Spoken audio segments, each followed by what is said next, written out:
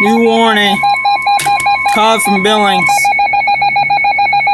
The National Weather Service in Billings issued a severe thunderstorm warning for central Powder River County in southeastern Montana, southwestern Carter County in southeastern Montana, northeastern Sheridan County in north central Wyoming until 8:30 First time I've heard Sheridan County, Wyoming. 7:23 p.m.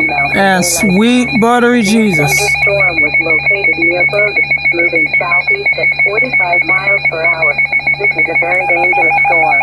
Expected hazards include baseball-sized hail and 60 miles per hour. Folks, get away from windows if you live up there. Reported by the public. At 7:15 p.m., baseball-sized hail was reported 3 miles west of BROADUS along Highway 212. The following impacts are expected. People and animals outdoors will be severely injured. Florence County is under warning. Extensive damage to roofs, siding, and vehicles. That's the only one in my state. It includes BROADUS, Biddle, Boyd, Moorhead, Bell Creek, Olive, Hammond, and Ridge.